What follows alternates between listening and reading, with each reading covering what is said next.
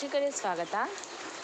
ಇಲ್ಲಿ ನೋಡಿ, ಒಂದು ವೇಳೆ ನಾಟಿ ಕೋಳಿಗಳು ಏನಾದರೂ ಈ ರೀತಿ ನಿಂತ್ಕೊಂಡ್ವಿ ಅಂದರೆ ಅದಕ್ಕೆ ಖಂಡಿತವಾಗ್ಲೂ ಕಾಯಿಲೆ ಇದೆ ಅಂತ ಹೇಳಿ ಅರ್ಥ. ಅವು ಜುಗುಡ್ಸ್ಬಾರ್ದು. ಅದು ಎಂಥ ಮಳೆನೇ ಆಗಿರಲಿ ಅಥವಾ ಎಂಥ ಬಿಸಿಲೇ ಆಗಿರಲಿ, ಒಂದೇ ಜಾಗದಲ್ಲಿ ಅವೇನಾದರೂ ನಿಂತಿದ್ದರೆ ಅವಕ್ಕೆ ಖಂಡಿತವಾಗ್ಲೂ ಕಾಯಿಲೆ ಇದೆ ಅಂತ ಹೇಳಿ ಅರ್ಥ. ಜುಗುಡಿಸ್ಬೇಕಾದ್ರೆ ನಾವು ಅವಕ್ಕೆ ಚೆನ್ನಾಗಿ ಔಷಧಿ ಹಾಕಬೇಕು.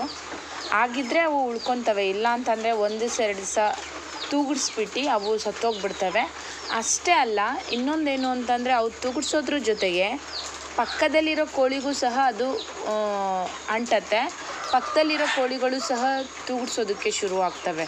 ಸೊ ಯಾವುದಾದ್ರೂ ಒಂದು ಕೋಳಿ ತೂಗುಡಿಸ್ತಾ ಇದೆ ಅಥವಾ ಜುಗುಡಿಸ್ತಾ ಇದೆ ಅಂತ ಗೊತ್ತಾದರೆ ನಾವು ಅವಕ್ಕೆ ಆದಷ್ಟು ಬೇಗ ಔಷಧಿಯನ್ನು ಹಾಕಬೇಕು.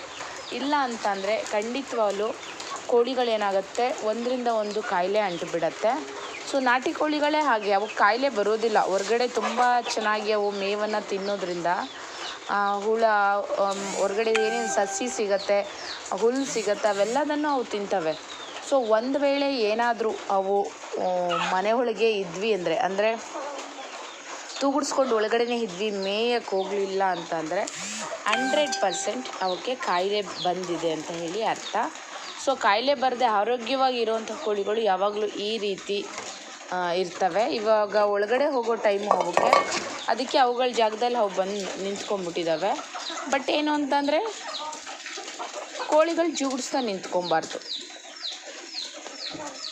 ನಮ್ಮ ಕೋಳಿಗಳ ಸೆಕ್ಯೂರಿಟಿ ವಾಚ್ಮ್ಯಾನ್ ಯಾವಾಗಲೂ ನಮ್ಮ ಕೋಳಿಗಳನ್ನ ನೋಡ್ಕೊತಾ ಇರ್ತಾನೆ.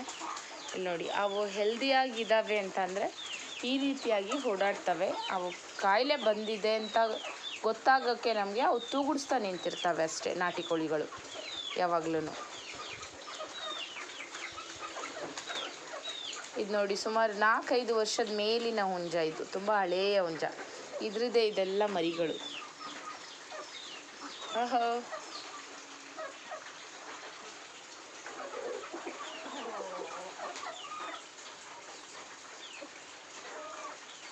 ಏನಾಗಿದೆ ನಿಂದೊಂದು ಕಣ್ಣಿಗೆ? ಓಕೆ,